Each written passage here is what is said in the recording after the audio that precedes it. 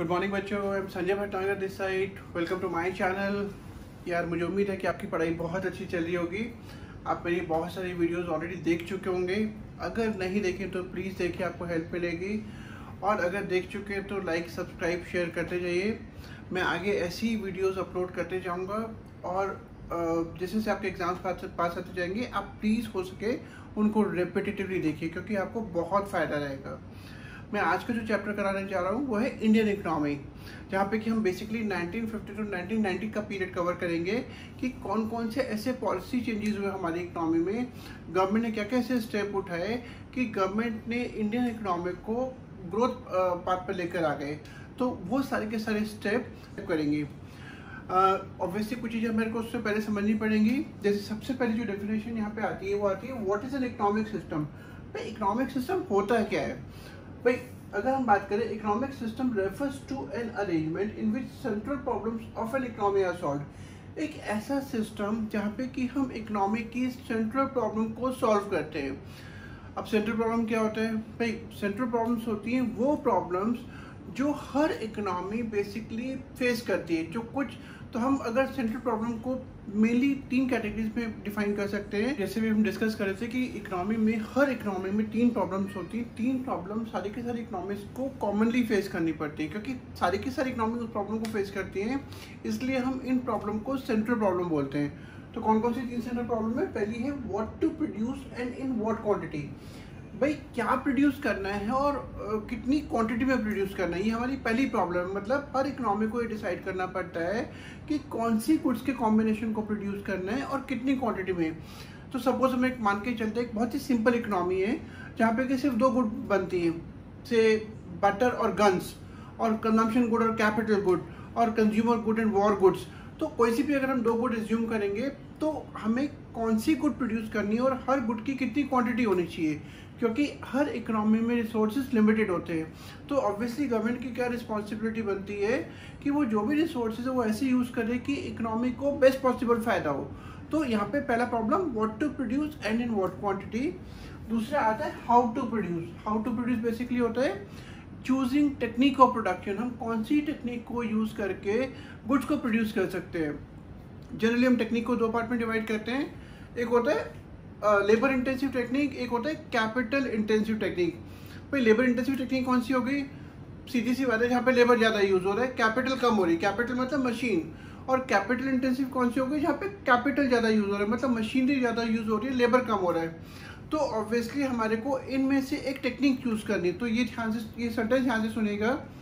कोई भी इकोनॉमी में choose a labour intensive technique और capital intensive technique or a combination of both the techniques, but whatever technique it chooses should result into minimum cost of producing the commodity। मतलब कि कोई भी economy या तो labour intensive technique use कर सकती है कि वो सिर्फ लेबर को यूज़ कर रही है प्रोडक्शन में, या वो फिर कैपिटल इंटेंसिव टेक्निक चूज़ कर सकती है, या फिर वो लेबर और कैपिटल दोनों का एक कॉम्बिनेशन चूज़ कर सकती है।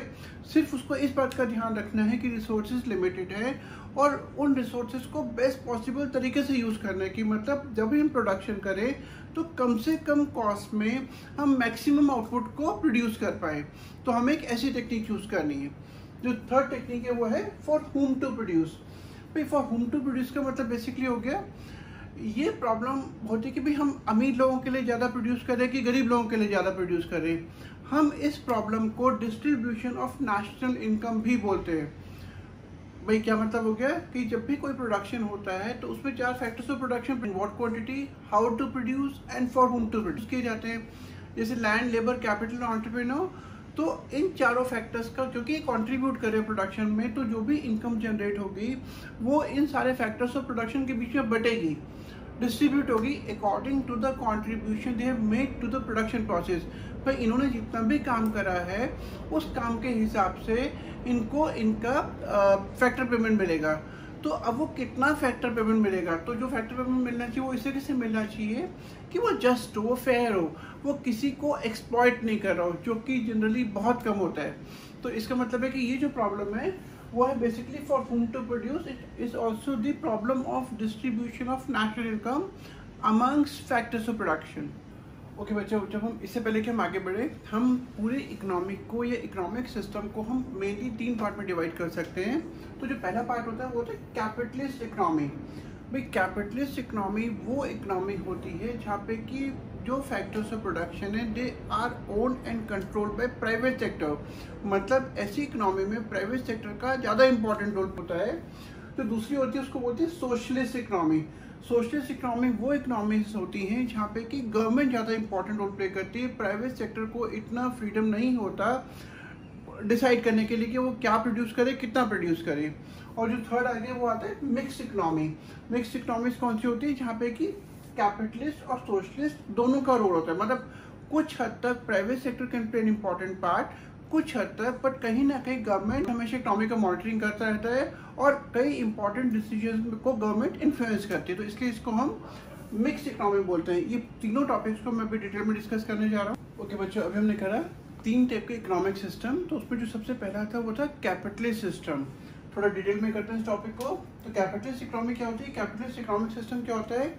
Is one where means of production are own controlled and operated by private sector. मतलब जितने भी मीन्स ऑफ प्रोडक्शन है वो या तो प्राइवेट सेक्टर ओन करता है या कंट्रोल करता है, ऑपरेट करता है। मतलब पूरे का पूरा कंट्रोल यहाँ पे प्राइवेट सेक्टर के हाथ में होता है।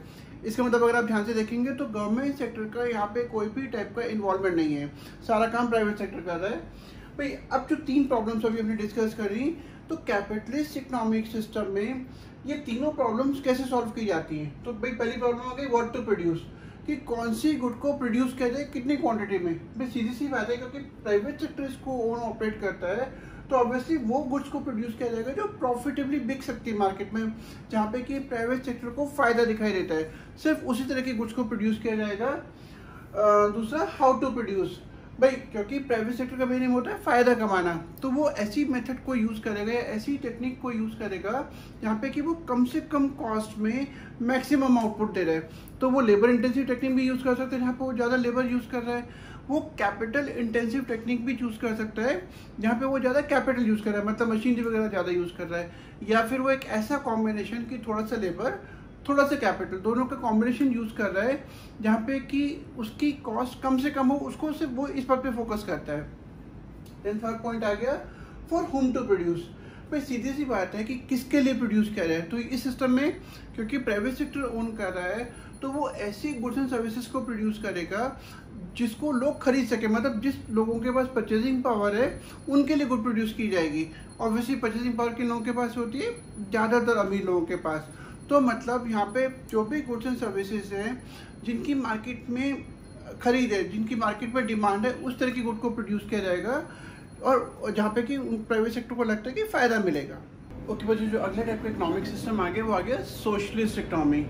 भाई सोशलिस्ट इकोनॉमी अगर आप ध्यान से देखेंगे तो सोशलिस्ट इकोनॉमी में कहीं ना कहीं ऐसा लगता है कि जैसे सोसाइटी के लिए ज़्यादा काम किया जाता होगा। तो ऑब्वियसली कौन सी टाइप के सिस्टम में सोसाइटी के लिए ज़्यादा काम होगा? जहाँ पे कंट्रोल गवर्नमेंट के हाथ में होगा। तो इसका मतलब क्या होगा कि socialist economy is one where means of production are own controlled and operated by government. मतलब एक ऐसी इकोनॉमी जहाँ पे कि मीन्स ऑफ प्रोडक्शन जो है वो गवर्नमेंट कंट्रोल में, गवर्नमेंट उनको ऑपरेट करती है, गवर्नमेंट कंट्रोल करती है। मतलब सारी डिसीजन मेकिंग गवर्नमेंट के हाथ में है। तो अब इस तरह की इकोनॉमी में जो 3 प्रॉब्लम्स आती हैं वो कैसे सॉल्व की जाती है? पहली प्रॉब्लम है व्हाट टू प्रोड्यूस। भाई कौन सी कमोडिटी को कितनी क्वांटिटी में प्रोड्यूस किया जाए। तो गवर्नमेंट डिसाइड करती है कि कौन सी कमोडिटी और कितनी क्वांटिटी में प्रोड्यूस करनी है। जो दूसरी प्रॉब्लम आगे वो होगी हाउ टू प्रोड्यूस। भाई अगेन मैंने आपको बताया था कि 2 टाइप की टेक्निक्स होती हैं, labour intensive and capital intensive. Labour intensive जहाँ पे लेबर को ज़्यादा यूज़ किया जाता है, कैपिटल इंटेंसिव जहाँ पे मशीनरी वगैरह का ज़्यादा यूज़ किया जाता है। तो यहाँ पे भी गवर्नमेंट डिसाइड करती है कि कौन से टाइप की टेक्निक को चूज़ करना है। तो अगर आप ध्यान से देखेंगे तो जहाँ पे सपोज अनएम्प्लॉयमेंट जाता है तो गवर्नमेंट में choose a technique, a labour intensive technique where it is employing more of labour to generate employment opportunities. मतलब कहीं ना कहीं गवर्नमेंट इस तरीके से डिसाइड करेगी कि एम्प्लॉयमेंट जनरेशन और लोगों को एम्प्लॉयमेंट मिले। जो थर्ड प्रॉब्लम है वो है फॉर होम टू प्रोड्यूस। भाई जनरली जो कैपिटलिस्ट इकोनॉमी थी वहाँ पे क्या था कि वो चीज़ें प्रोड्यूस होंगी जो कि लोग खरीद सकते हैं, लेकिन यहाँ पे ऐसा सिस्टम नहीं है। यहाँ पे गवर्नमेंट ये डिसाइड करती है कि कौन सी गुड प्रोड्यूस करें तो और किन के लिए प्रोड्यूस करें। तो ऑब्वियसली जो लोगों की ज़रूरत है, व्हाट दे नीड, ना कि व्हाट दे कैन अफोर्ड, जो उनकी ज़रूरत है वो चीज़ें यहाँ पे डिसाइड की जाती है कि उनका प्रोडक्शन हो, ना कि वो क्या अफोर्ड कर सकते हैं। ओके बच्चे, जो तीसरा टाइप का मार्केट सिस्टम है, इकोनॉमिक सिस्टम, उसको बोलते हैं मिक्स इकोनॉमी। भाई आप इसकी डेफिनेशन समझ सकते हैं कि मिक्स का मतलब क्या हो गया, जहाँ पे कि प्राइवेट और गवर्नमेंट दोनों सेक्टर मिलकर इंपॉर्टेंट रोल प्ले करते हैं, दोनों के रोल्स एलोकेटेड होते हैं कि भाई ये काम प्राइवेट सेक्टर कर सकता है और ये काम सिर्फ गवर्नमेंट के कंट्रोल में रहेगा, और कुछ काम गवर्नमेंट और प्राइवेट सेक्टर दोनों मिलकर कर सकते हैं। तो जैसे कि अगर हम इसकी डेफिनेशन यहाँ से पढ़े, is one where public sector and private sector are allotted their respective roles for solving the central problem. भाई जितने भी सेंट्रल प्रॉब्लम्स हैं उनको सॉल्व करने के लिए कुछ काम प्राइवेट सेक्टर को दे दिया जाता है और कुछ काम गवर्नमेंट करती है, और दोनों मिलकर, दोनों सेक्टर मिलके सेंट्रल प्रॉब्लम को सॉल्व करते हैं।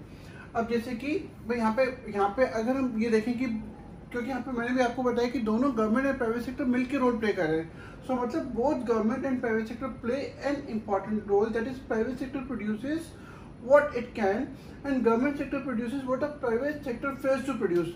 जैसे कि कुछ गुड्स हैं जहाँ पे कि जैसे कंज्यूमर गुड्स हो गए, जो कंज्यूमर यूज़ करता है, टीवी, फ्रिज, ब्रेड, मक्खन, इस तरह की चीज़ों को प्राइवेट सेक्टर को फ्रीडम दे दी जाती है प्रोड्यूस करने के लिए, बट और यहाँ पे प्राइवेट सेक्टर को लगता है कि फ़ायदा है, वो प्राइवेट सेक्टर अपना रोल प्ले करेगा। लेकिन कुछ चीज़ें जहाँ पे कि private sector important role play नहीं करता, जैसे कि स्ट्रीट लाइटिंग हो गया, पब्लिक पार्क्स हो गए, मेंटेनेंस ऑफ रोड्स हो गया, या पब्लिक टॉयलेट्स हो गए, तो क्योंकि यहाँ पे प्राइवेट सेक्टर को ज़्यादा फ़ायदा दिखाई नहीं देता, तो प्राइवेट सेक्टर यहाँ पे बहुत इंपॉर्टेंट रोल प्ले करना पसंद नहीं करता। इस तरह की गुड्स जो यहाँ पर गवर्नमेंट प्ले करती है, प्लस गवर्नमेंट एक रोल और कौन सा प्ले करती है, इंटरनल सिक्योरिटी प्रोवाइड करना, जैसे पुलिस फोर्सेज हो गई, जुडिशरी सिस्टम हो गया, ये सारा गवर्नमेंट का रोल होता है। प्लस एक्सटर्नल थ्रेट से कंट्री को प्रोटेक्ट करना फ्रॉम दी एक्सटर्नल फोर्सेज, तो अगेन यहाँ पे गवर्नमेंट इंपॉर्टेंट रोल प्ले करते हैं, यहाँ पे प्राइवेट सेक्टर का कोई भी रोल नहीं होता। ओके बच्चों, अभी हमने तीनों सिस्टम्स के बारे में पढ़ा कि कैसे कैसे तीनों सिस्टम में, प्राइवेट और कैपिटलिस्ट इकोनॉमी में, सोशलिस्ट इकोनॉमी में, मिक्स्ड इकोनॉमी में सेंट्रल प्रॉब्लम को कैसे सॉल्व किया जाता है। अब हम पढ़ेंगे कि इंडिया ने कौन से टाइप के इकोनॉमिक सिस्टम को अडॉप्ट करा। तो भाई सीधी सी बात है कि उस टाइम पर जब इंडिया इंडिपेंडेंट हुआ तो हमारे जो पॉलिटिकल लीडर्स थे वो कहीं ना कहीं इस बात से डरे हुए थे कि अगर सारे का सारा रोल प्राइवेट सेक्टर को दे दिया गया तो लोगों का बहुत ज़्यादा एक्सप्लॉयटेशन हो जाएगा, लेकिन अगर सारे का सारा कंट्रोल गवर्नमेंट ने अपने पास रख लिया तो प्राइवेट सेक्टर को फ्रीडम नहीं मिलेगा। तो उन्होंने एक मिक्स सिस्टम को ऑप्ट करने का डिसाइड करा। तो इसलिए कुछ रोल उन्होंने प्राइवेट सेक्टर को दिया जहाँ पे कि उनको फ्रीडम दी गई कि वो जो चाहे प्रोड्यूस कर सके, लेकिन बहुत सारा जो कंट्रोल था वो गवर्नमेंट ने अपने पास रखा। तो इसलिए इसको हम बोलते हैं मिक्स इकोनॉमिक सिस्टम, जहाँ पे कि प्राइवेट सेक्टर को फ्रीडम था और गवर्नमेंट का एक बड़ा स्ट्रॉन्ग रोल था। भाई अब गवर्नमेंट ने जब इंडिपेंडेंस हुई और इकोनॉमिक प्लानिंग को इंट्रोड्यूस करना स्टार्ट करा तो गवर्नमेंट ने 5 ईयर प्लानिंग को ऑप्ट करा। बेसिकली ये सिस्टम कहीं ना कहीं यूएसएसआर में स्टार्ट किया गया था और उस टाइम के हमारे जो प्राइम मिनिस्टर थे उनको ये सिस्टम बहुत पसंद आया, तो उन्होंने वहाँ के बेसिस पर यहाँ पर भी 5 ईयर प्लानिंग स्टार्ट करी। तो सबसे पहला जो प्लान था 5 ईयर प्लान, वो हमारा स्टार्ट हुआ था 1951 में, जो 1956 तक चला था। भाई अब सीधी सी बात है कि अगर हम इकोनॉमिक प्लानिंग को डिफाइन करेंगे, क्योंकि हम 5 ईयर प्लानिंग की बात कर रहे हैं, तो अगर हम इकोनॉमिक प्लानिंग को डिफाइन करेंगे तो हम कैसे कर सकते हैं इसको, can be defined as making major economic decisions by an appropriate authority keeping in mind the interest of the whole economy. जितने भी इंपॉर्टेंट डिसीजंस हैं, भाई कौन से डिसीजंस होते हैं मेन, जैसे कि what to produce and in what quantity, how to produce and for whom to produce. तो ये 3 इंपॉर्टेंट इकोनॉमिक डिसीजंस माने जाते हैं। तो इकोनॉमिक प्लानिंग का मतलब क्या हो गया कि वो सारे के सारे इंपॉर्टेंट डिसीजंस जो एक एप्रोप्रिएट अथॉरिटी करेगी, जैसे हमारी कंट्री की जो गवर्नमेंट है वो एक एप्रोप्रिएट अथॉरिटी हो गई, keeping in mind the interest of the whole economy. पूरी की पूरी इकोनॉमिक के इंटरेस्ट को ध्यान में रखकर जो फैसले किए जाएंगे, जो प्लानिंग की जाएगी, उसको हम बोलते हैं इकोनॉमिक प्लानिंग। तो बच्चे जो third important objective economic planning का वो था सेल्फ रिलायंस। सेल्फ रिलायंस, आपने अभी हमारे प्राइम मिनिस्टर की एक बात को नोट करा होगा कि उन्होंने आत्मनिर्भरता पर बहुत ज़्यादा जोर दिया, क्योंकि वो चाहते थे कि हमारा देश आत्मनिर्भर बने, उसको किसी बाहर के देश के ऊपर डिपेंड ना होना पड़े किसी भी टाइप की मदद के लिए। तो उसको बोलते हैं सेल्फ रिलायंस। तो इसका मतलब क्या हो गया, reducing dependence on external assistance. कोई भी टाइप की बाहर के देशों पे किसी भी टाइप की डिपेंडेंस को रिड्यूस करना, कम करना, इसको हम बोलेंगे सेल्फ रिलायंस। तो इसका मतलब सेल्फ रिलायंस के मेन दो रीजन क्या हो गए, टू रिड्यूस फॉरेन डिपेंडेंस। क्योंकि अगर हम बाहर के देश के लोगों के ऊपर ज़्यादा डिपेंड रहेंगे तो हमको बहुत छोटी छोटी चीज़ों के लिए भी उनको अप्रोच करना पड़ेगा, वहाँ से चीज़ें मंगवानी पड़ेंगी।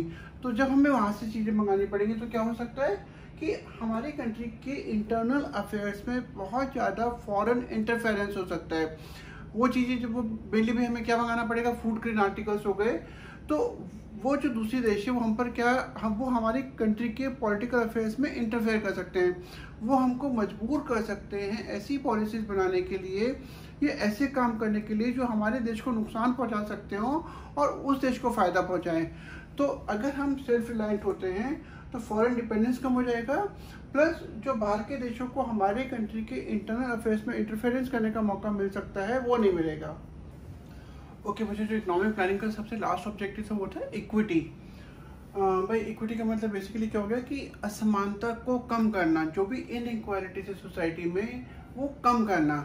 तो अगेन अगर हम ध्यान से देखेंगे कि जो भी सोसाइटी की जितने भी सेक्शन है, चाहे वो अपर क्लास हो चाहे लोअर क्लास हो, सबको बराबर का फायदा हो। जो भी हम इकोनॉमिक ग्रोथ कर रहे हैं, जो भी इनकम इकोनॉमी में अर्न की जा रही है, उसका फायदा सबको मिले। प्लस और जो भी जो रिचर सेक्शन लगातार रिच होता जा रहा है और गरीब लोग लगातार गरीब होते जा रहे हैं, अमीर लोग लगातार अमीर होते जा रहे हैं, गरीब लोग लगातार गरीब होते जा रहे हैं, उस चीज को कम करना। तो गवर्नमेंट अपनी अलग अलग पॉलिसीज को यूज करके, अपने इकोनॉमिक प्लानिंग को यूज करके कोशिश ये करती है कि जो भी ग्रोथ हो रही है उसका फायदा सबको मिले, inequalities of income and wealth कम हो एंड कंट्री ग्रो करे।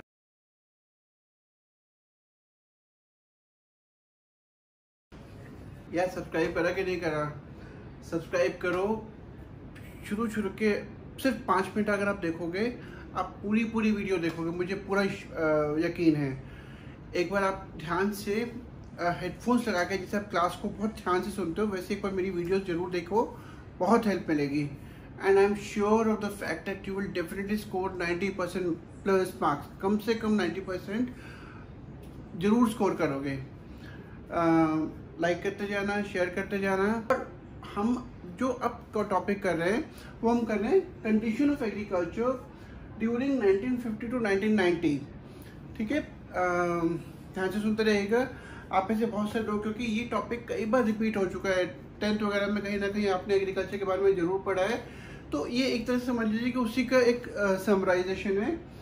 भाई हमारी एग्रीकल्चर की जो मेन फीचर्स थे या मेन प्रॉब्लम्स कह लो, वो कौन कौन से थे? लो प्रोडक्टिविटी।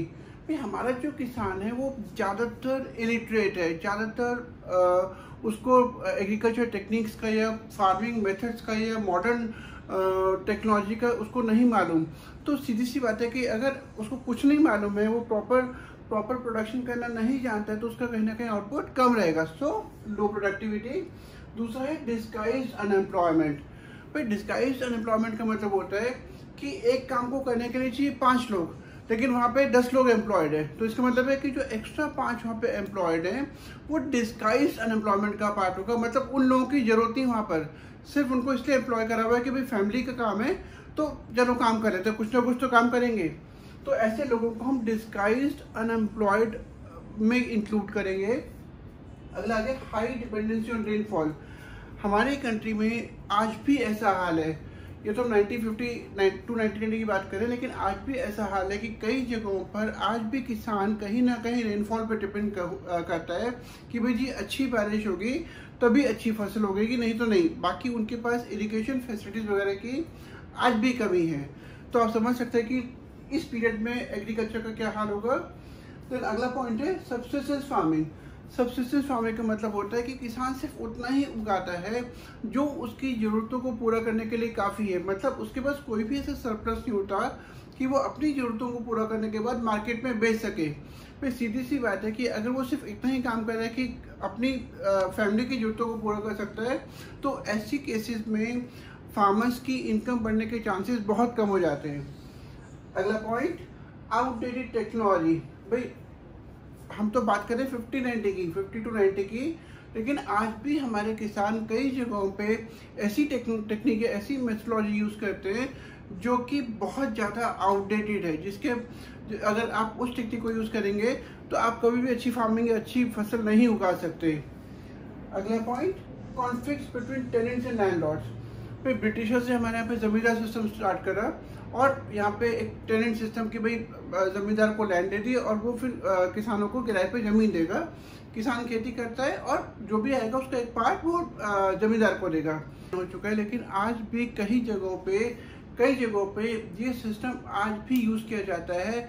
आज भी जो बड़े बड़े लैंड होल्डर्स हैं जिनके पास बहुत बड़ी बड़ी ज़मीन है, उसका एक पार्ट वो टेनेंट्स को दे देते हैं और टेनेंट्स को एक्सप्लॉइट किया जाता है। तो कहीं ना कहीं टेनेंट्स और जो लैंडलॉर्ड्स है उनमें प्रॉब्लम्स रहती है, जिसकी वजह से आउटपुट उतना नहीं हो पाता जितना कि किया जा सकता है। ओके बच्चों, जो अगला क्वेश्चन आता है कि what are some of the strategies that were undertaken by the government to improve the condition of agriculture sector. कौन कौन से ऐसे पॉलिसीज बनाई गई गवर्नमेंट के द्वारा एग्रीकल्चर सेक्टर को इम्प्रूव करने के लिए।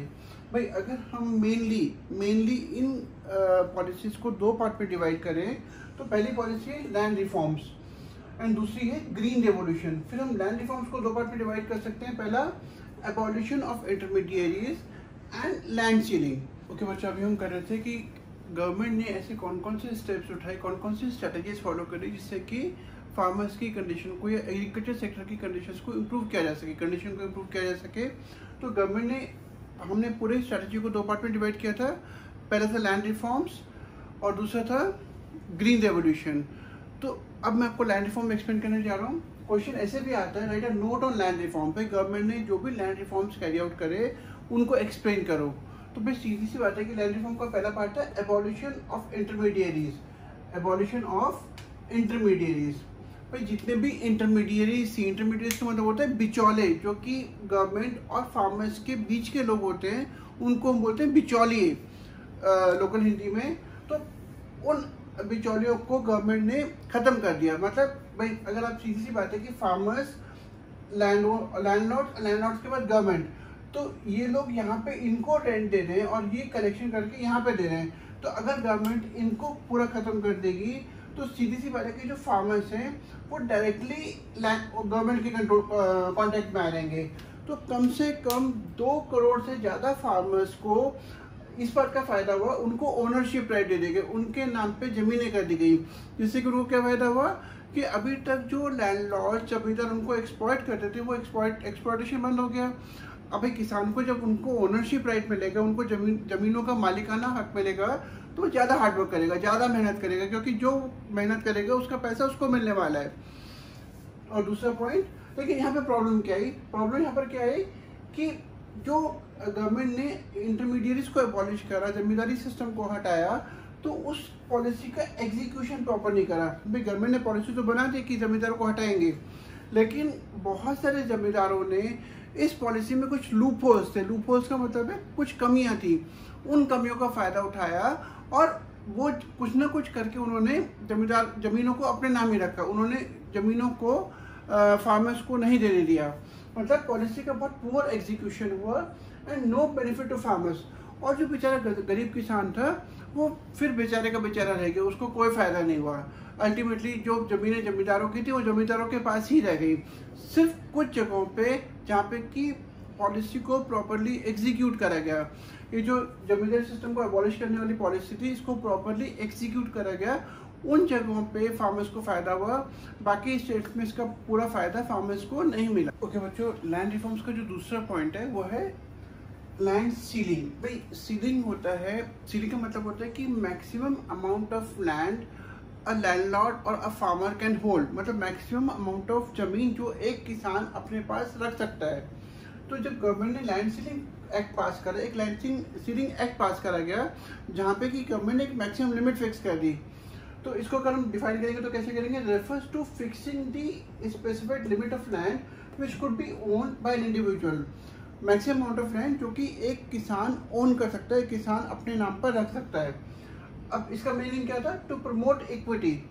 भाई पहले क्या होता था कि जो ज़्यादातर ज़मीन थी, बड़े बड़े ज़मीन के कई कई एकड़ों ज़मीन जो थी वो बड़े बड़े ज़मींदारों के नाम थी, और जो छोटा किसान था या छोटा जो गरीब आदमी था वो कहीं ना कहीं सफ़र करा था। तो गवर्नमेंट ने जब देखा कि इससे बहुत ज़्यादा प्रॉब्लम्स हो रही हैं और जो ज़मींदार से वो इस सिस्टम का बहुत फ़ायदा उठा रहे हैं, तो गवर्नमेंट ने एक उस टाइम पर लैंड रिफॉर्म्स कैरी आउट करे, जहाँ पे कि उन्होंने इंटरमीडिएट्स को अबॉलिश करा और लैंड रिफॉर्म्स इंट्रोड्यूस करे, जहाँ पे एक एक्ट पास करा जहाँ पे जिसे कहते हैं लैंड सीलिंग एक्ट। और उसके अंडर में उन्होंने क्या करा कि जितने भी बड़े बड़े फार्मर्स थे उनकी ज़मीनें उनसे ले ली गई और उसके बाद उसको रीडिस्ट्रीब्यूट करा गया, उसको दोबारा से बांटा गया उन किसानों के बीच में जिनके पास अभी तक ज़मीनें नहीं थी। मतलब क्या फ़ायदा हुआ इसका? एक प्रमोटेड इक्विटी, बराबरी बढ़ी, समानता बढ़ी आपस में, and to reduce concentration of land. भाई क्योंकि अभी तक ज़मीन के बहुत बड़े बड़े पार्ट्स कुछ बड़े बड़े ज़मींदारों के पास थे, तो इस एक्ट को पास करने के बाद वो जो कॉन्सेंट्रेशन था कि एक ही किसी खास ज़मींदारों के पास बहुत बड़े बड़े ज़मीन के टुकड़े वो कम हो गया। एंड दूसरा, लेकिन यहाँ प्रॉब्लम्स क्या है? प्रॉब्लम क्या है कि लीगल फॉर्मेलिटी पे जब गवर्नमेंट ने लैंड सीलिंग एक्ट पास करा, लॉ बनाया सारी सिचुएशन को चेंज करने के लिए, तो बड़े बड़े लैंडलॉर्ड्स ने क्या करा, उन्होंने कोर्ट पे केस फाइल कर दिया। जब केस फाइल कर दिया तो जो सारे का सारा एक्ट था वो कहीं ना कहीं कोर्ट में फंस के रह गया। बहुत लंबे टाइम तक उस पर मुकदमा चला और मुकदमा चलने के बाद भी किसानों, और उसमें क्या था कि उस एक्ट में कुछ कमियां थी, उस एक्ट की कमियों का बड़े बड़े जमींदारों ने फ़ायदा उठाया और अल्टीमेटली जो फ़ायदा गरीब किसानों को मिल सकता था इस एक्ट के अंडर में वो नहीं मिला और अमीर आदमी, अमीर फार्मर अमीर का अमीर रह गया। ओके बच्चों, एक क्वेश्चन आता है, right a note on green revolution. Hindi में इसको शायद हरित क्रांति बुलाया जाता है। तो ग्रीन रेवोल्यूशन क्या है? It refers to large increase in the production of food grains due to use of HYV seed. मतलब इसके और भी कई सारे पार्ट्स हैं। अगर मैं इस डेफिनेशन को तरीके से एक्सप्लेन करूं कि इंडिया में एग्रीकल्चर प्रोडक्शन को कई गुना बढ़ाना due to use of HYV seeds. HYV seeds जो खास तरीके के सीड्स होती हैं जिनको यूज़ करके प्रोडक्शन को हम बहुत कई गुना बढ़ा सकते हैं। ऑब्वियसली सीधी सी बात है कि सिर्फ बीज के भरोसे तो आउटपुट बढ़ेगा नहीं। तो और कौन कौन सी चीज़ें थी जो ग्रीन रेवोल्यूशन में इंट्रोड्यूस करी गई? Advancement of irrigation facilities. भाई बहुत सारे डैम बनाए गए, बहुत सारे ऐसी काम करे गए, ट्यूबवेल्स बनाई गई जिससे कि फार्मर्स को इरिगेशन करने में, सिंचाई करने में कोई प्रॉब्लम ना हो। दूसरा पॉइंट, यूज़ ऑफ फर्टिलाइज़र। भाई अभी तक हमारी कंट्री में फर्टिलाइजर्स बहुत ज़्यादा यूज़ नहीं किए जाते थे, लेकिन ग्रीन रेवोल्यूशन के बाद जो फर्टिलाइज़र का यूज़ था वो बहुत बढ़ गया। Third point, insecticide, pesticide etcetera. भाई अगेन पहले हमारे पास क्योंकि इतना नॉलेज नहीं थी, इतना एडवांसमेंट नहीं था कि हम कीटनाशक दवाइयों का प्रयोग करें, तो अब गवर्नमेंट ने धीरे करके क्या करा कि इन सब चीज़ों का यूज़ करना स्टार्ट करा, जिससे कि हमारी फसलें जो कई कई एकड़ों पे जो फसल खड़ी होती है, ख़राब हो जाती है कीड़ों की वजह से, वो ख़राब ना हो। And fourth point, modern technology. भाई हमने जैसे स्प्रिंकलर्स लेकर आया, हमने ट्रैक्टर्स को इंट्रोड्यूस करा, हम ऐसी बहुत सारी मॉडर्न टेक्नोलॉजी को यूज़ करा जिससे कि हम अपनी खेती के उत्पादन को, एग्रीकल्चर प्रोडक्शन को कई गुना बढ़ा सकें। ओके बच्चों, अभी हमने पढ़ा कि ग्रीन रिवोल्यूशन को गवर्नमेंट ने इंट्रोड्यूस करा एग्रीकल्चर सेक्टर की कंडीशन को इम्प्रूव करने के लिए। भाई अब उसका क्या क्या फ़ायदा हुआ, तो कुछ जो मेन पॉइंट्स में हम कवर कर सकते हैं। सबसे पहले क्या हुआ?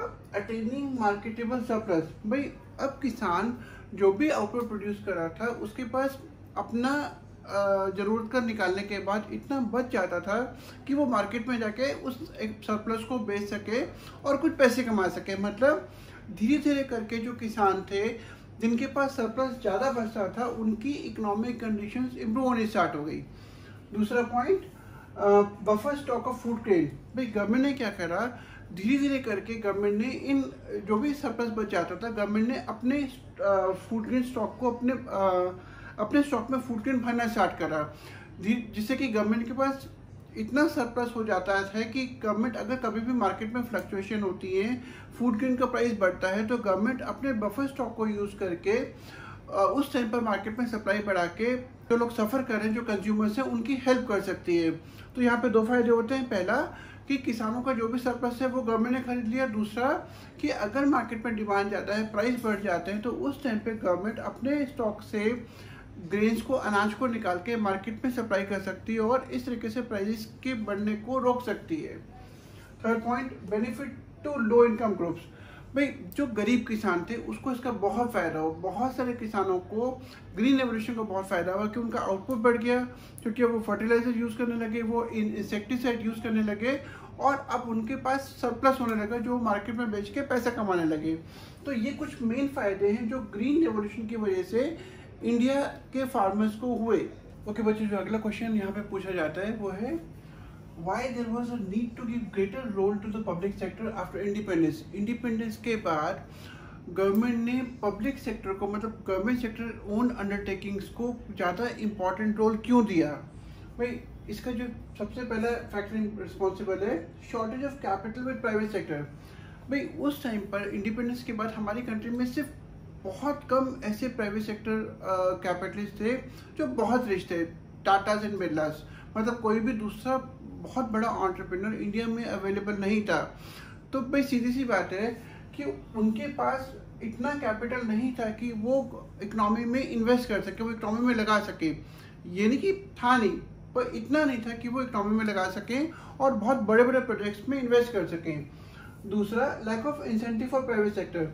भाई जैसे अगर उनके पास इतना कैपिटल था कि वो कर सकते, लेकिन उनको इन्वेस्ट करने में वो फ़ायदा नहीं लगा, उनको ये लगा नहीं कि यहाँ पे उनको फ़ायदा होगा, तो इसलिए भी उनके पास कोई ऐसा इंसेंटिव नहीं था कि वो इन सेक्टर्स में इन्वेस्ट करें जहाँ पे कि उनको फ़ायदा हो। Third point, objective of social welfare. भाई कभी भी प्राइवेट सेक्टर जो है उसका मेन एम होता है प्रॉफिट कमाना, वो अपने लिए काम करना पसंद करता है। उसको सोसाइटी, बहुत कम ऐसी कंपनीज होती, स्पेशली उस टाइम पे तो बहुत कम थी, जिनका मेन एम था सोसाइटी के वेलफेयर को देखना। तो ऑब्वियसली क्योंकि यहाँ पे ना तो प्रॉफिट है, एम सोशल वेलफेयर है, प्लस कैपिटल उतनी नहीं जितनी इकोनॉमी के डेवलपमेंट के लिए चाहिए थी, तो कहीं ना कहीं प्राइवेट सेक्टर को इतना एनकरेजमेंट नहीं था कि वो इकोनॉमी में प्रोजेक्ट पे इन्वेस्ट करें या पैसा लगाएं। इसलिए गवर्नमेंट ने इसलिए डिसाइड करा कि ज़्यादा बड़ा रोल गवर्नमेंट अंडरटेकिंग को प्ले करना पड़ेगा अगर इकोनॉमी के डेवलपमेंट प्रोसेस को तेज करना है। ओके बच्चों, जो अगले इंपॉर्टेंट क्वेश्चन आता है, right a note on industrial policy resolution of 1956। हमने 1956 में हमारे देश की गवर्नमेंट ने एक इंडस्ट्रियल पॉलिसी बनाई थी जो बहुत इंपॉर्टेंट मानी जाती है हमारे इकोनॉमिक के डेवलपमेंट के लिए। तो उसको डिस्कस करो। भाई अगर हम पहले तो इंडस्ट्रियल पॉलिसी को डिफाइन करें तो हम कैसे करेंगे? Industrial policy is a comprehensive package of policy measures which covers different issues connected with different industries of a country।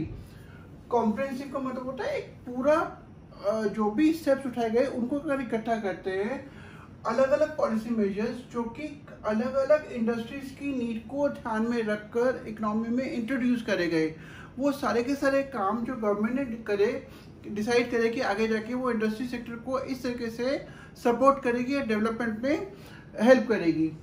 तो उस टाइम पर क्या करा गया, गवर्नमेंट ने क्या करा कि under industrial policy resolution 1956 industries को 3 पार्ट में क्लासिफाई करा गया। तो पहला था शेड्यूल ए। भाई शेड्यूल ए वो इंडस्ट्रीज को इंक्लूड करता है जो कि सिर्फ गवर्नमेंट ओन कर सकती है, वहाँ पे प्राइवेट सेक्टर कोई भी रोल प्ले नहीं कर सकता, उसको कोई परमिशन नहीं थी उस तरह की गुड्स को प्रोड्यूस करने के लिए जो शेड्यूल ए में आती है, जैसे कि railways, arms and ammunition, atomic energy, ये सारी की सारी स्टेट ओन इंडस्ट्रीज थी। अगला है शेड्यूल बी। शेड्यूल बी में आती है 12 इंडस्ट्री जहाँ पे कि स्टेट मेन रोल प्ले करेगा और जहाँ पे स्टेट अपना काम स्टार्ट कर देगा, उसके बाद प्राइवेट सेक्टर उसको हेल्प करेगा, उसको कॉम्प्लीमेंट करेगा प्रोडक्शन में, उसको आगे उस इंडस्ट्रीज को आगे ले जाने में प्राइवेट सेक्टर फिर उसके बाद का रोल प्ले करेगा। देन थर्ड है शेड्यूल सी। भाई जितने भी ऐसी इंडस्ट्रीज हैं जो शेड्यूल ए या शेड्यूल बी में कवर नहीं होती, वो सारी की सारी इंडस्ट्री इस गवर्नमेंट ने प्राइवेट सेक्टर के लिए खोल दी। लेकिन वहाँ पे भी गवर्नमेंट ने क्या करा कि अगर कोई private sector enterprise schedule C में कोई भी फैक्ट्री लगाता है तो उसको गवर्नमेंट से लाइसेंस लेना पड़ेगा, उसको गवर्नमेंट से परमिशन लेनी पड़ेगी, तभी वो इंडस्ट्री को ऑपरेट कर सकता है, नहीं तो नहीं। मतलब कहीं ना कहीं अभी भी जो कंट्रोल था वो स्टेट गवर्नमेंट ने अपने पास रखा। बच्चों मेरी वीडियोस देखते जाइए, पसंद करते जाइए, शेयर करते जाइए। मैं आपको विश्वास दिलाता हूँ कि अगर आप मेरे सारी क्लासेस को ध्यान से सुनेंगे, ध्यान से देखेंगे, तो आपको बहुत हेल्प मिलेगी, आप बहुत अच्छे स्कोर करेंगे। हो सकता है कि आपको लग रहा हो कि मैं बार बार सेम बात रिपीट कर रहा हूँ, बट मुझे पता है क्योंकि मेरा पढ़ाने में बहुत अच्छा एक्सपीरियंस है और मैंने बहुत बच्चों को बहुत अच्छे तरीके से हेल्प करा है। ओके बच्चों, जो आज की क्लास में जो सबसे पहला इंपॉर्टेंट क्वेश्चन आता है, what is industrial licensing. Industrial licensing होता क्या है, पहले एक बार डेफिनेशन ध्यान से पढ़ते हैं। Industrial licensing is a written permission from the government to an industrial unit to manufacture good. भाई इंडस्ट्रियल लाइसेंसिंग क्या होता है, एक रिटन परमिशन, जब गवर्नमेंट राइटिंग में परमिशन देती है एक इंडस्ट्रियल यूनिट को कि वो गुड्स को बना सके, तो उसको बोलते हैं इंडस्ट्रियल लाइसेंसिंग। इंडस्ट्रियल लाइसेंसिंग और भी कई चीज़ों के लिए जरूरत पड़ती है इंडस्ट्रियल लाइसेंसिंग की।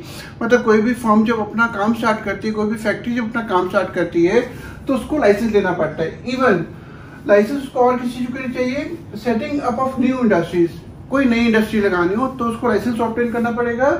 एक्सपेंशन ऑफ एग्जिस्टिंग वन, भाई सपोज कोई ऑलरेडी इंडस्ट्री लगा चुका है पर वो किसी और एरिया में एक्सपेंड करना चाहता है, तो उसको फिर से लाइसेंस लेना पड़ेगा। उसको गवर्नमेंट को जस्टिफाई करना पड़ेगा कि हाँ भाई उस एरिया में लाइसेंस, उस एरिया में फैक्ट्री की जरूरत है और उसके लिए उसको लाइसेंस चाहिए। जो तीसरा पॉइंट है वो डाइवर्सिफिकेशन ऑफ प्रोडक्ट।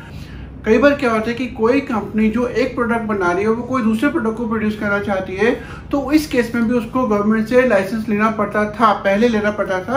अब गवर्नमेंट ने बहुत सारे पॉलिसी चेंजेस कर दिए, तो अब कई चीज़ों में नहीं लेना पड़ता। जो अगला क्वेश्चन, इंपॉर्टेंट क्वेश्चन जो आता है वो आता है that note on small scale industry. Small scale industry क्या होता है, तो अगर हम डेफिनेशन ध्यान से देखें, small scale industry is defined with reference to the maximum investment allowed on the assets of a unit. इसका मतलब क्या होगा कि एक मैक्सिमम इन्वेस्टमेंट जो किसी फैक्ट्री में असेट्स वगैरह को खरीदने के ऊपर लगता है, उस इन्वेस्टमेंट के हिसाब से स्मॉल स्केल इंडस्ट्री को डिफाइन किया जाता है।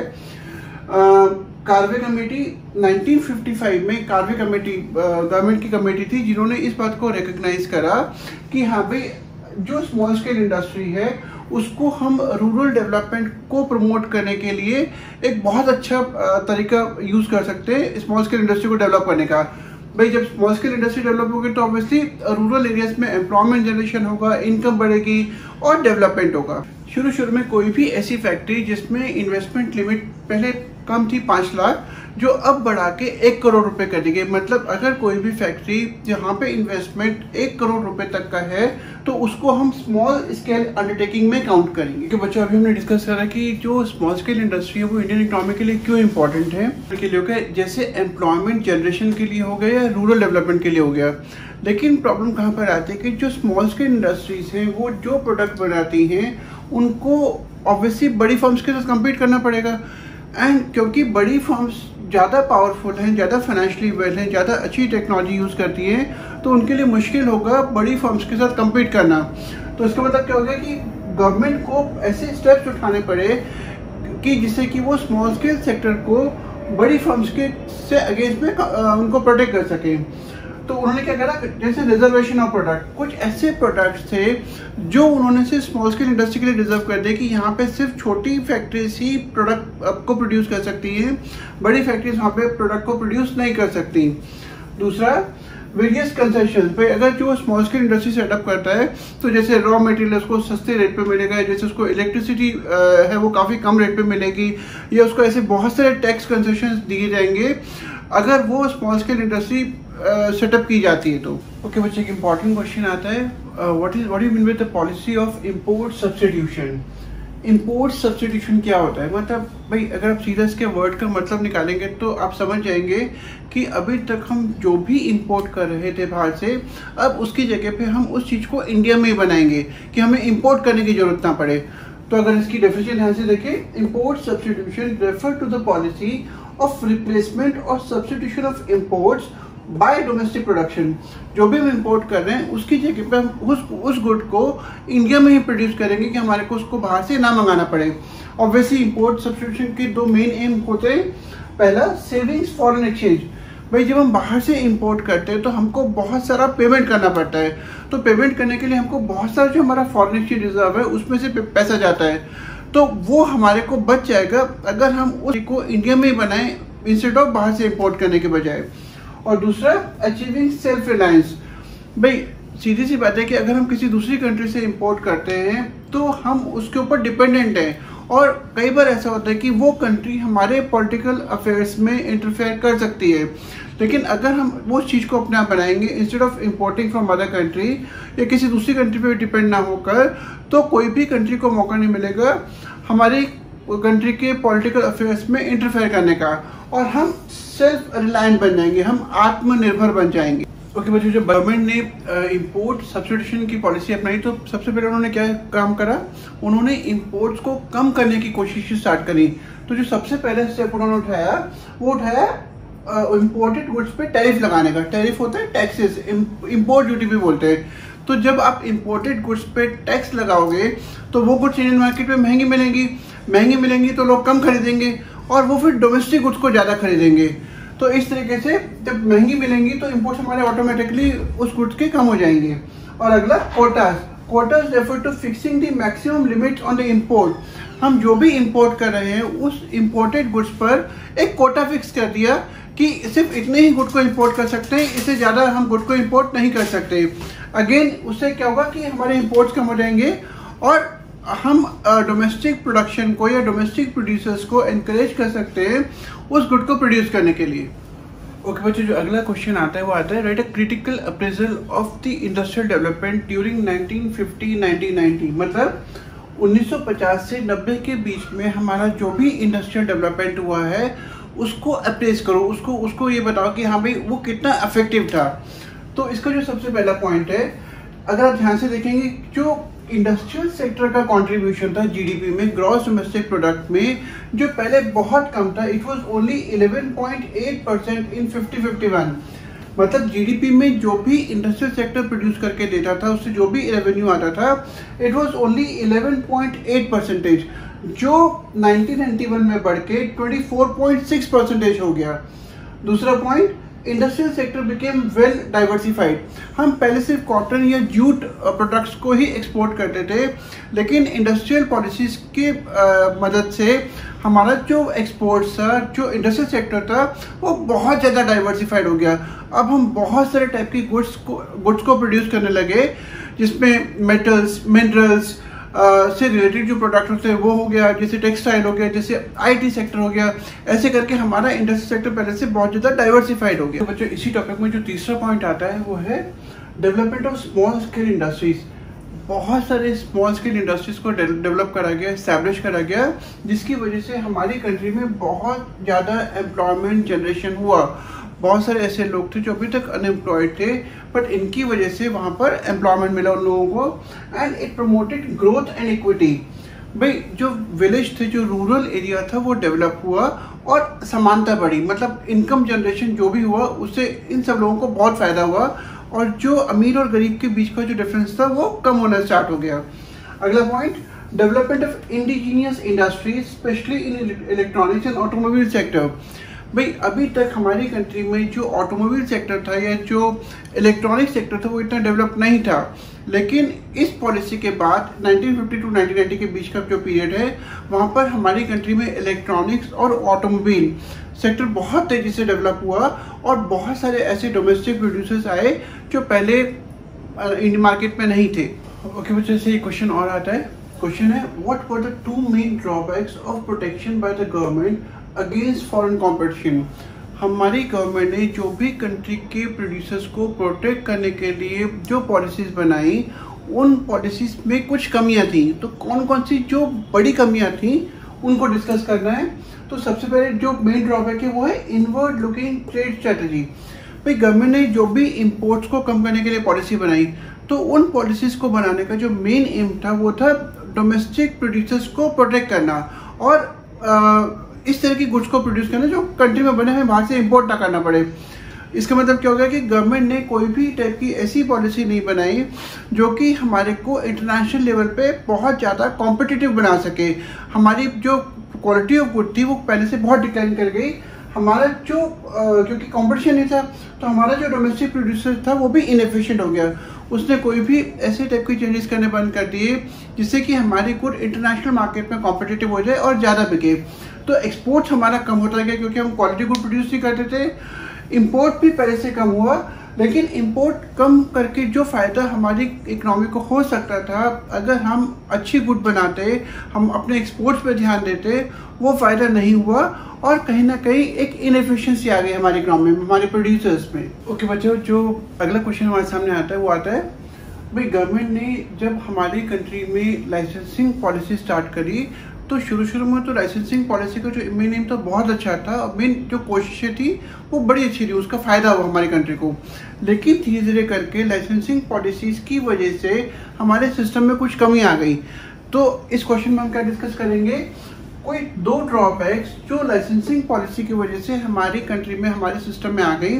पहला, excessive regulation resulted into complication. भाई एक्चुअली क्या हुआ कि गवर्नमेंट ने शुरू में तो लाइसेंस दिए, तो शुरू में बहुत सिस्टम बड़ा आसान था, सब कुछ था, लेकिन धीरे धीरे करके सिस्टम इतना ज़्यादा कॉम्प्लिकेटेड हो गया गवर्नमेंट की तरफ से कि कभी कभी लाइसेंस को ऑब्टेन करने के लिए कई महीनों लग जाते थे, और जिसकी वजह से जो एंटरप्रेन्योर्स थे, जो बिजनेसमैन थे, वो बहुत ज़्यादा खुश नहीं थे, क्योंकि उनको अगर लाइसेंस ऑब्टेन करने में ज़्यादा टाइम लग रहा है प्रोडक्शन स्टार्ट करने से पहले, तो उनको वो कहीं ना कहीं डिस्करेज हो जाते थे।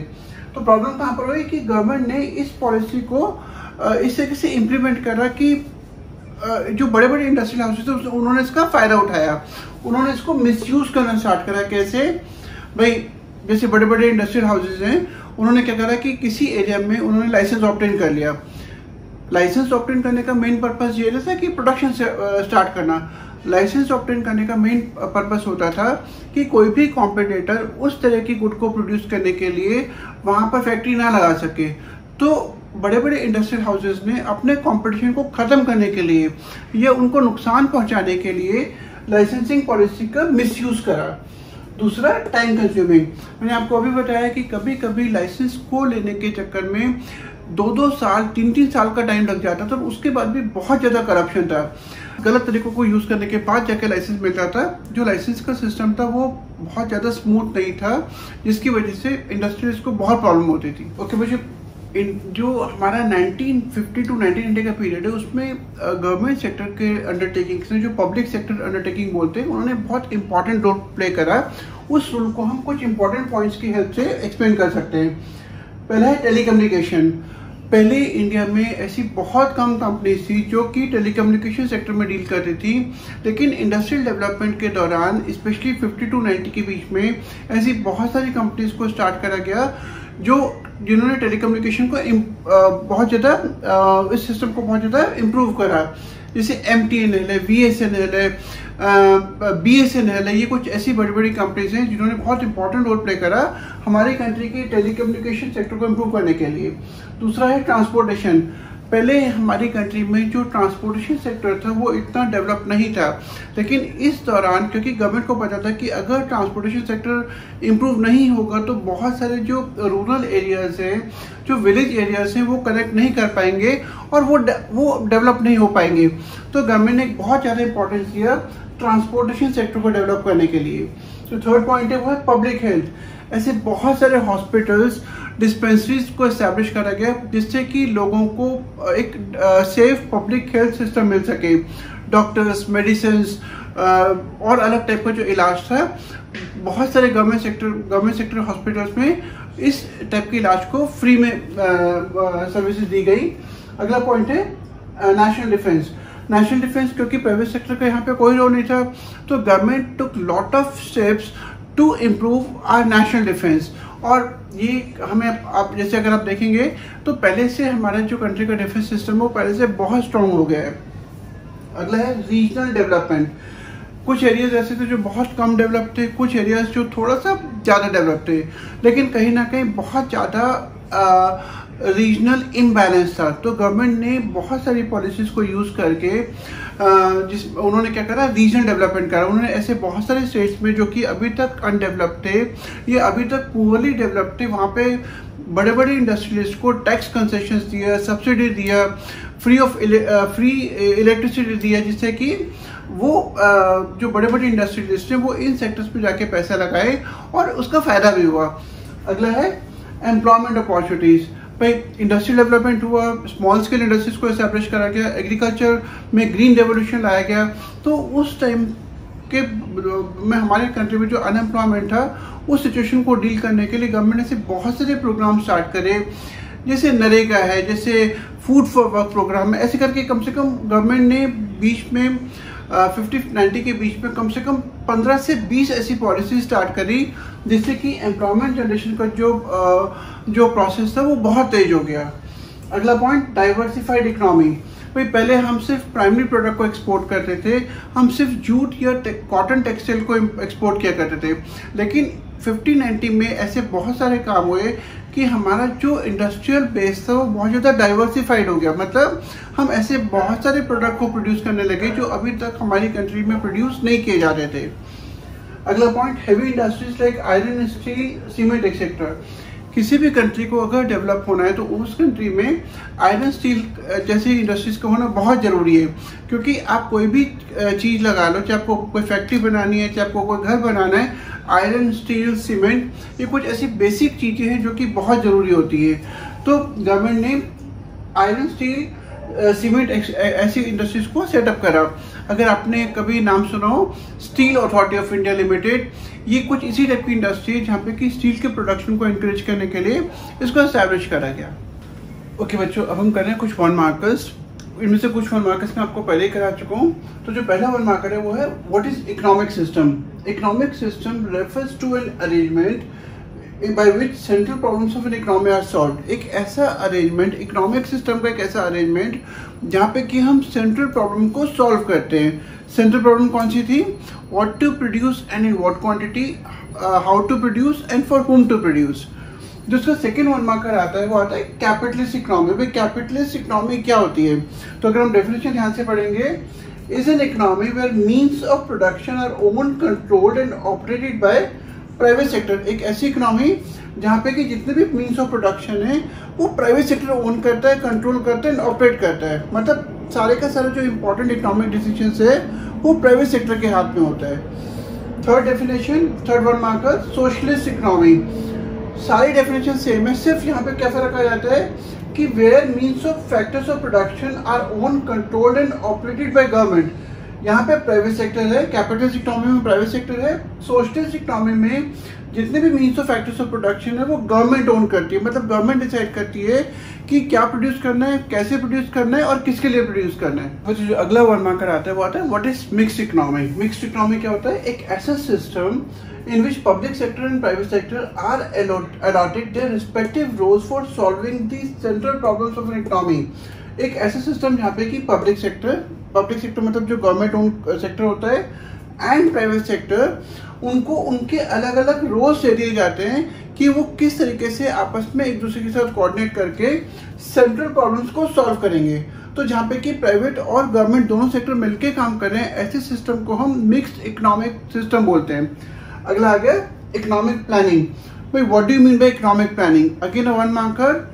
और इकोनॉमिक प्लानिंग क्या होता है? Can be defined as making major economic decisions by N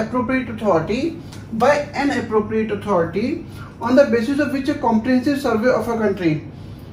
मतलब बेसिकली क्या होता है कि इकोनॉमिक डिसीजन क्या हो गया यहाँ पर कि बड़े बड़े जो डिसीजंस होते हैं, what to produce, how to produce and for whom to produce, जो एक एप्रोप्रिएट अथॉरिटी डिसाइड करती है पूरी कंट्री के सर्वे के बेसिस पे। मतलब सपोज एक सर्वे किया गया और सर्वे के बेसिस पे ये देखा जाता है कि कौन कौन सी बड़ी प्रॉब्लम्स हैं जो हमारी कंट्री फेस कर रही है।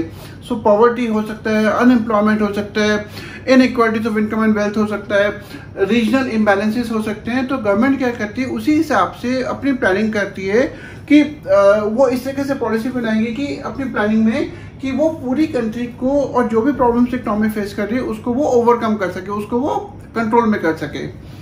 अगला आ गया what is a plan. 1 marker. It is a document showing detailed scheme और a strategy worked out in advance for fulfilling the objectives. Plan हम हमेशा आगे के लिए करते हैं। तो एक प्लान का मतलब क्या हो गया कि एक ऐसा सिस्टम या एक ऐसी स्कीम जो एक ऐसा सिस्टम ये बताता है कि आगे जाके हम जो भी अपने ऑब्जेक्टिव्स को अचीव करने वाले हैं वो हम कैसे करेंगे, हमारे पास कहाँ से रिसोर्सेज आएंगे, हम किस तरीके से स्टेप बाय स्टेप चलेंगे अपने ऑब्जेक्टिव्स को पूरा करने के लिए, अपने एम्स को फुलफिल करने के लिए। जो अगली डेफिनेशन आती है वो आती है ग्रोथ। क्वेश्चन आएगा 1 marker, define growth. So growth refers to an increase in the country's capacity to produce the output of goods and services within the country. अगर हमारी कंट्री में कंट्री की जो प्रोडक्टिव कैपेसिटी है वो बढ़ती है to produce goods and services, अगर बढ़ती है तो हम कहेंगे कि हमारी इकोनॉमी का ग्रोथ हो रहा है. सो अगर हम बोले economic growth, it can be defined as sustained increase in country's real income over a long period of time. लगातार कंट्री की प्रोडक्टिविटी का बढ़ना, लगातार, इसको हम इकोनॉमिक ग्रोथ बोलेंगे. अगला डेफिनेशन हो गया ग्रॉस डोमेस्टिक प्रोडक्ट. भाई ग्रॉस डोमेस्टिक प्रोडक्ट क्या होता है? It refers to the money value of all the goods and services produced in an economy in an accounting year. एक साल में एक देश के अंदर जितने भी गुड्स एंड सर्विसेज प्रोड्यूस होती हैं, final goods and services produce होती हैं, अगर हम यहाँ लिखें फाइनल तो और अच्छा रहेगा, final goods and services produce होती हैं, अगर हम उसकी मनी वैल्यू को निकालेंगे हमारे पास आएगा ग्रॉस डोमेस्टिक प्रोडक्ट. सो एक साल में एक देश के अंदर जितनी भी final goods and services produce होती है उसकी मनी वैल्यू को हम ग्रॉस डोमेस्टिक प्रोडक्ट बोलते हैं. अगली डेफिनेशन आती है लैंड सेलिंग. भाई 1 मार्क का क्वेश्चन आता है what do you mean by land ceiling. तो लैंड सेलिंग क्या था? Refers to fixing the specified limit of land which could be owned by individual. Land की लिमिट डिसाइड करना जो कि एक इंडिविजुअल ओन कर सकता है, मतलब उससे ज़्यादा कोई भी इंडिविजुअल अपने नाम पर जमीन नहीं रख सकता एज पर लॉ. इसको बोलते हैं लैंड सीलिंग. अगला पॉइंट आते हैं वो आता है what do you mean by green revolution. ये हम सारे 1 मार्कर्स कर रहे हैं तो मैंने 1 मार्कर्स के हिसाब से इसको एक्सप्लेन कर रहा हूँ. ग्रीन रेवोल्यूशन क्या होता है? It refers to large increase in production of food grains due to use of high yield variety seeds, application of insecticides, pesticides, use of advance technology etcetera. क्योंकि बहुत सारे और भी काम हुए थे तो हम यहाँ पे एक्सेट्रा लिख सकते हैं. इसका मतलब क्या हो गया कि अगर कंट्री का फूड ग्रेन में बहुत ज़बरदस्त तरीके से बढ़ोतरी हुई है, बढ़ावा हुआ है, क्योंकि अब हमने high yield variety seed use करना स्टार्ट कर दिया, स्पेशल टाइप की सीड्स जिनको यूज़ करके हमारा जो आउटपुट है वो कई गुना बढ़ जाता है. हमने इंसेक्टिसाइड यूज़ करे, पेस्टिसाइड यूज़ करे, एडवांस टेक्नोलॉजी यूज़ करी, जिससे कि हमारा जो एग्रीकल्चर प्रोडक्शन था वो पहले से कई गुना बढ़ गया. इसको हम बोलते हैं ग्रीन रेवोल्यूशन. अगला है इंडस्ट्रियल लाइसेंसिंग. अगेन एक 1 मार्कर आएगा what do you mean bye industrial licensing.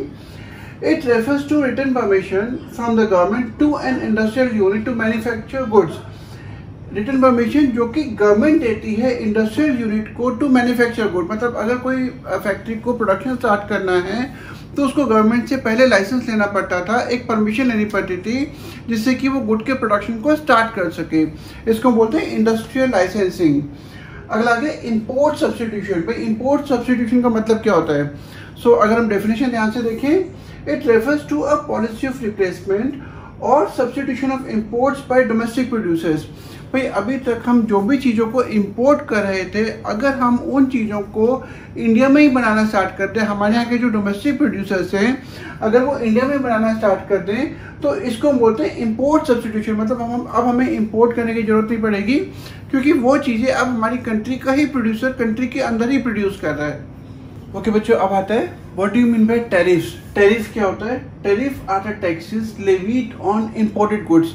जब गवर्नमेंट इंपोर्टेड गुड्स पे जो गुड्स हम बाहर से मंगाते हैं, अगर गवर्नमेंट उन गुड्स पे कोई टैक्स लगाती है तो उसको हम बोलते हैं टैरिफ्स.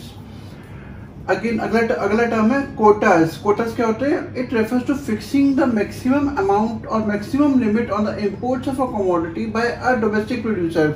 मतलब अगर कोई डोमेस्टिक प्रोड्यूसर बाहर से कोई चीज़ मंगा रहा है तो उस जो भी चीज़ मंगा रहा है अगर उसकी कोटा फिक्स कर दिया जाए, एक लिमिट फिक्स कर दी जाए कि वो सिर्फ इतना ही मंगा सकता है, इससे ज़्यादा नहीं मंगा सकता, तो इसको हम बोलते हैं कोटा.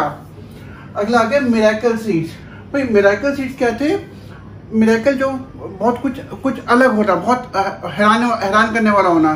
तो हम HYV सीड्स को मिरेकल सीड्स बोलते हैं क्योंकि इन HYV सीड को यूज़ करके हमारी कंट्री का जो एग्रीकल्चर आउटपुट था वो कई गुना बढ़ गया. So it refers to HYV seeds which resulted into increase in agriculture output multiple times. हमारा एग्रीकल्चर आउटपुट इन सीड्स को यूज़ करके कई गुना बढ़ गया, इसलिए HYV सीड को मिरेकल सीड्स भी बोला जाता है. ओके बच्चों, जो अगला 1 मार्कर आता है वो आता है what do you mean by marketable surplus. Marketable surplus क्या होता है? It refers to that portion of output which is sold in the market by the farmers after meeting their own consumption requirement. भाई total output का वो part जो farmers market में बेच देता है अपनी कंजम्पशन रिक्वायरमेंट को पूरा करने के बाद जो उनके पास बच गया अपने लिए रख लिया, और जो बच गया वो मार्केट में जाके बेच दिया, तो उसको हम बोलते हैं मार्केटेबल सरप्लस। अगला है सेक्टोरल कॉम्पोजिशन। सेक्टोरल कॉम्पोजिशन का मतलब क्या है? It refers to contribution made by agriculture, industrial and services sector in the gross domestic product of a country. भाई हमारी कंट्री का जो जीडीपी है, उस जीडीपी में एग्रीकल्चर सेक्टर का, इंडस्ट्रियल सेक्टर का और सर्विसेज सेक्टर का कितना कंट्रीब्यूशन है, इसको हम बोलते हैं सेक्टोरल कंट्रीब्यूशन। अगला आ गया सब्सिडीज। भाई सब्सिडीज क्या होती है? Subsidies are the cash grants given by the government to farmers to enable them to make use of modern agriculture techniques. कुछ कैश ग्रांट जो गवर्नमेंट फार्मर्स को देती है जिससे कि फार्मर्स मॉडर्न टेक्निक्स को यूज़ करने के कैपेबल हो सके, वो भी नई नई मशीनरी या नई नई चीज़ों को यूज़ करके अपने आउटपुट को बढ़ा सके। ओके बच्चों, होप आपको सारा पूरा चैप्टर बहुत अच्छी तरह समझ में आया होगा। कोशिश करिए सारे के सारे 1 मार्कर्स को और 3 मार्कर्स को कवर अप करने की। प्लीज़ वीडियो को ध्यान से देखिएगा। इससे पहले मैं ऑलरेडी 2 वीडियो लोड कर चुका हूँ। आपको एडवाइस करूंगा कि आप उन वीडियोस को भी जरूर देखें। Keep on liking it, keep on sharing it with your friends. Thank you.